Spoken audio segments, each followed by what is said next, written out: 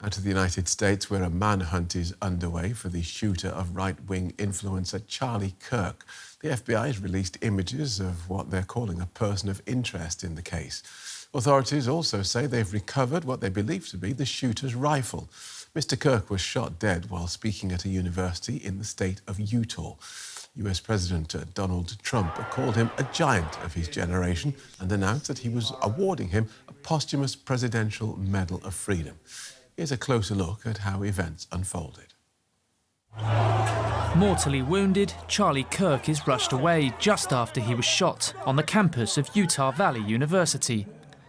Moments before, Kirk had been speaking to thousands of students at an open-air meeting about gun violence when a single shot ran out. And then, panic. He was just shot! Eyewitnesses said event security was lax. So I was in attendance today. I was probably 10, 15 feet away from Charlie Kirk, so pretty close to him. Well, I was with one of my good friends, and as soon as the gun went off, we both hit the floor, started praying. Everyone was screaming. We registered for tickets, but they weren't even looking for tickets. Anyone could just walk in. I wish there was a better security. I was a little surprised when I walked into the courtyard and there wasn't any metal detector. There were securities around the building, but it wasn't really solid. While the culprit who fired at Kirk from this nearby rooftop remains at large, investigators have recovered the rifle believed to have been used in the attack. Loaded within the weapon, agents found unused ammunition engraved with anti-fascist messages. Kirk was credited for drawing young people to President Trump's cause. He co-founded the organisation Turning Point USA, advocating right-wing politics on university campuses. But he was even more prominent online. His provocative debates on America's political divide and culture wars gained him millions of followers. President Trump paid tribute to a loyal supporter he now plans to formally honour. Yet I have no doubt that Charlie's voice and the courage he put into the hearts of countless people, especially young people, will live on. I'm pleased to announce that I will soon be awarding Charlie Kirk posthumously the Presidential Medal of Freedom. Other Republicans have also condemned Kirk's killing. We're talking about Charlie Kirk right now. Just because you speak your mind on an issue doesn't mean you get shot and killed. In this country, we have the First Amendment. We have freedom to speak what's on our mind and shouldn't get shot because we believe in our system of democracy. Conservative, liberal, whatever you are, you shouldn't be shot.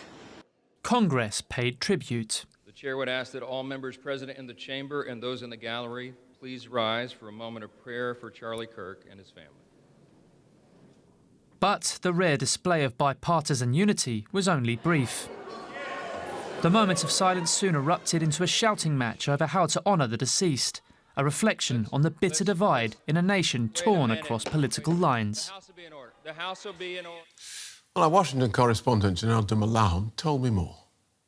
Well, Phil, person of interest basically means that they have someone who they think is relevant to the investigation without wanting to accuse that person officially of a crime. But what we do know is that in this photo, this person appears to be walking upstairs. We were told earlier in a briefing by law enforcement officials that they had video that showed that the suspect had accessed a stairwell and was climbing up stairs to get onto a roof from where that gunshot was fired, that gunshot that killed Charlie Kirk. They also said that the suspect was of college age and therefore able to blend in with that university crowd. I don't know about you, but it's kind of hard to judge that from this photo. But in any case, updates have been coming from law enforcement officials steadily throughout the day. Among those updates, of course, is that they have recovered what they think was the weapon used in the shooting, a high-powered bolt-action rifle.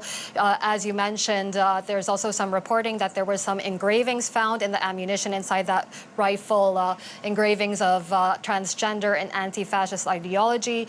Law enforcement officials also said they found a palm imprint, a forearm imprint, as well as a footwear impression that they could use to tie that in with the shooter. But of course, the manhunt is ongoing. The longer it takes, the more complicated it gets, and that's probably why we saw law enforcement release that photo today and try to enlist the public's help.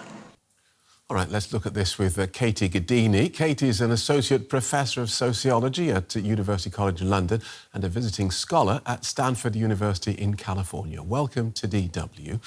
How influential was Charlie Kirk, really?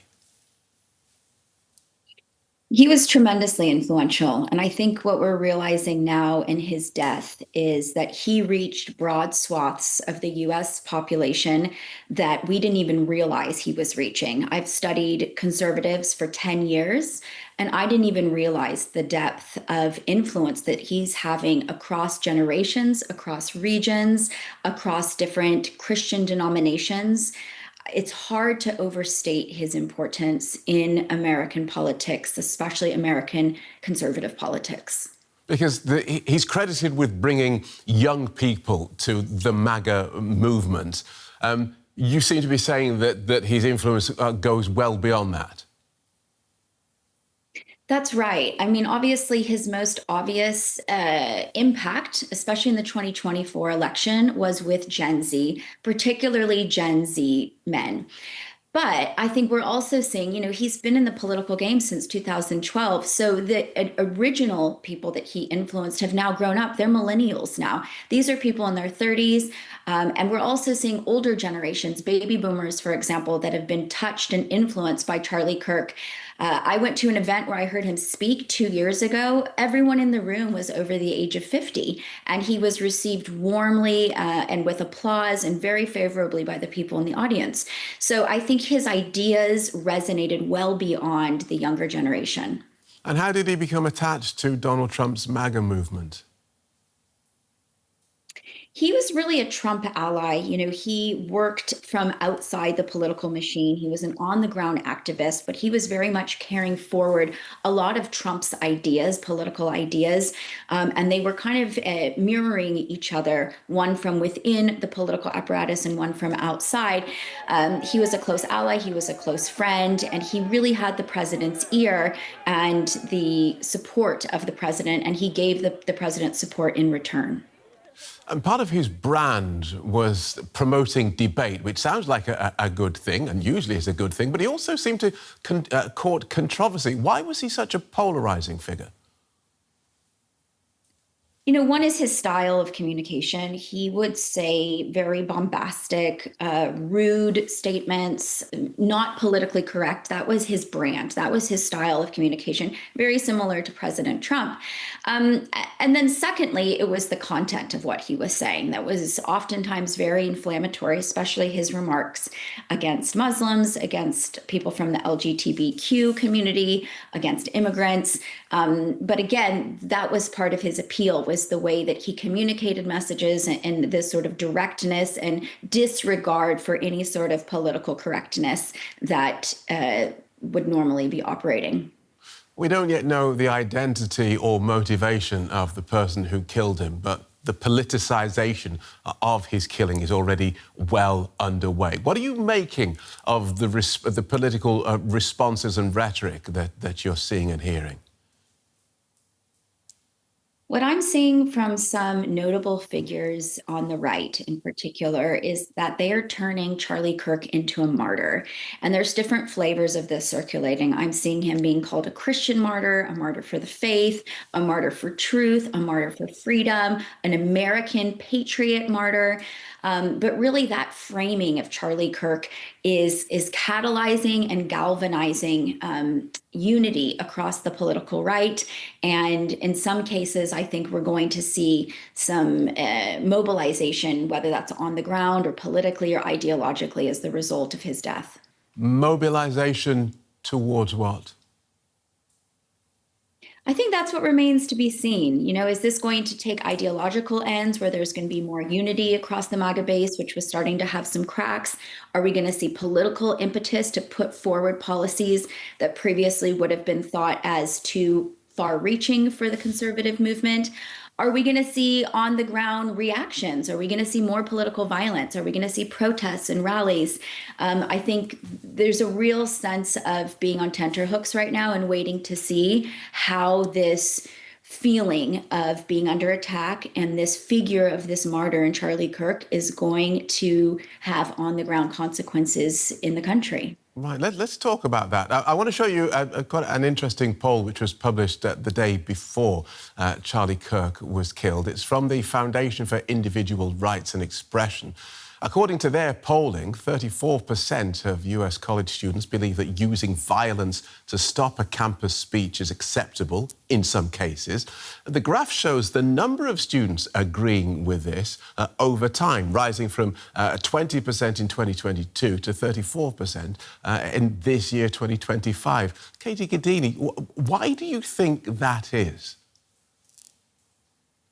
I think this mirrors other trends that we've seen since 2016, which is a rise in political violence in this country. We saw that during the 2024 election cycle with the assassination attempts on Donald Trump. We saw that recently with the killing of a lawmaker in Minnesota who is a Democrat. So I think that goes along with the larger political violence that we're seeing in this country. And I think, unfortunately, this event is going to only exacerbate that trend. And what is driving that political violence, that apparent impunity with which people seem to feel free to insult each other? It's an increasingly polarized country. And we've seen this again since 2015, 2016. This was exacerbated during the pandemic and only further fractured the country. And we're seeing that trend is continuing in this country. So the partisanship in this country, the inflammatory comments that are made in mainstream media, but mostly by alternative media figures, which Charlie Kirk was one of them, has only deepened. And of course, this is a country that does have guns and that guns are easily accessible in many states. And so there is that potential for violence with guns as well. Good talking to you. Thanks for talking us through that so clearly. Katie Gaddini, Associate Professor of Sociology at University College London, visiting scholar at Stanford University. Thank you. Thank you. Well, Scott Lucas is Professor of American Studies at University College Dublin. I asked him if the United States is seeing a surge in political violence. Oh, there's definitely been a surge in political violence, whatever happens in this case. And again, I have to emphasize that we don't know much about the shooter beyond what you just reported. Political violence goes well back in the United States. You can think about the assassinations of presidents like Abraham Lincoln back in the 19th century. But that political violence has been magnified in recent years, in part because of the amplifying of social media, of divisive rhetoric, but fundamentally because American political culture has focused on division rather than on dialogue, has focused on confrontation rather than on respect or tolerance. And so that idea that we grew up with as Americans, that idea of consensus, that even if you disagreed with someone, you could find common ground, that's gone for many people. And I'm afraid that when you lose that idea of consensus, there will be those who will feed on people's anger and frustrations for political ends. Okay, further increase that division. But you see that being driven by the politics. The politics get shoutier and then all that gets amplified in social media. Yeah, and if you want me to get specific, I think the fact here is that this happens across the political spectrum. But in the United States, you have to say that a lot of this is coming from those who would position themselves on the right, because the person who is the president of the United States engages in that divisive rhetoric. Indeed, the person who's in the White House at this point engages in a rhetoric which quite often is hateful about certain groups. Okay. And I want to show you an interesting poll which was published the day before Charlie Kirk was killed. It's from the Foundation for Individual Rights and Expression. And according to their polling, 34% of US college students believe that using violence to stop a campus speech is acceptable in some cases. And the graph shows the number of students agreeing with this increasing over time from 2022 at 20% to now 2025 at 34%. Scott Lucas, what do those figures tell you? Again, I think that just follows on from my previous answer, that while we have had an issue about free speech on college campuses for decades, I can go back to when I was a student in the 80s, and when you would have groups both on the right and the left who would object to certain people speaking on various issues, what has happened in recent years is that you have had organizations who have perverted the idea of free speech and at times converted it into hate speech. And I have to say, with all respect to Charlie Kirk and his family who are suffering his loss, Turning Point USA, which was an organization he founded, was one of those organizations which effectively said, we have this free speech to go out and to denigrate and to say that other people are not worthy. And the problem here is that there has been an attack. Let me just push back on that, because they would say that it's not so much that they are not worthy, but we have an idea of how life should be lived well, and this is what it is. If you don't agree with us, is what they would say, then that's fine, but this is what we believe. And, you know, you watch his videos and you see him taking on those arguments and respectfully disagreeing with people.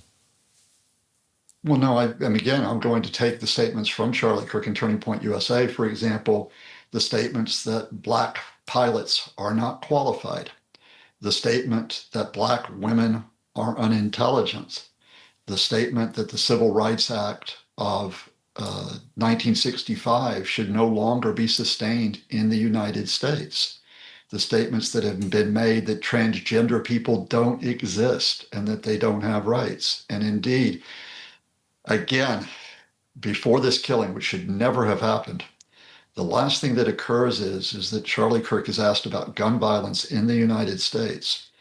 And he uses that question to attack the transgender community by putting out a falsehood that they are responsible for a large share of that violence. They're not. So, all right, so let's look at where this takes us, because there is this polarization in politics in the US, and the US is not alone in that. How dangerous does that then become for American democracy itself? It's dangerous not just for American democracy, it's dangerous for global democracy. First of all, in terms of American democracy, the fact here is that you have, and it happens to be under the current administration, which happens to be the Trump administration, an attempt to actually break the US system, something I've talked to you all about before, in terms of gutting agency, in terms of purging personnel, in terms of putting military on the streets, in terms of denying rights and the rules of law both to American citizens and to non-Americans, such as immigrants and refugees. And that is justified by the idea that to defend those rights is to engage in diversity, equality, and inclusion, or to be woke.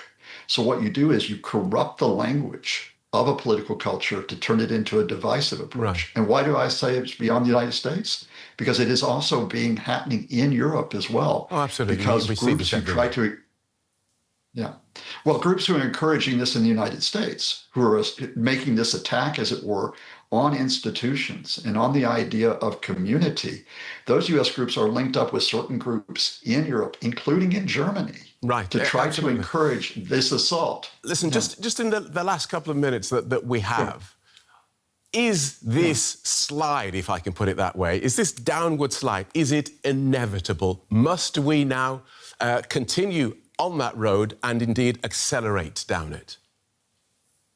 Absolutely not. The point here is that once we say that it is inevitable, we give up our attempt to be that community for respect and tolerance and decency. These are challenging times, even dark times. But if we get back to the fundamental, like you and I are doing right now, that what matters is not right and left. What matters is not what political party that you work on. What matters is that your free speech is a decent and responsible speech, and that you do not engage in violence to try to discuss your agreement or disagreement with others. We still have that hope. Good talking to you again. Thanks for joining us, Professor Scott Lucas from University College Dublin. Thank you. Well, for more, I'm joined now by Georg Loefflmann. He's a lecturer in U.S. foreign policy at Queen Mary University in London. It's good to have you with us. Tell me, do we know, how did Charlie Kirk, how did he come to earn Donald Trump's admiration? Well, as you mentioned in the coverage, the organization that he co-founded, Turning Point USA, his activism going to college campuses across the country, promoting right-wing positions and mobilizing the student vote for Donald Trump. And his activities are associated with a marked upsurge in the youth vote among conservative voters for Donald Trump. And he was also quite personally close with members of the Trump family, such as Don Jr., for example. Mm-hmm. And we have seen this in Trump's reaction, that he hailed Kirk as an American hero and a martyr, frankly. You know, Kirk was speaking in Utah, and when we think of Utah, we usually think of the Mitt Romney Republican, not the MAGA movement of Donald Trump. Where did Charlie Kirk best fit in?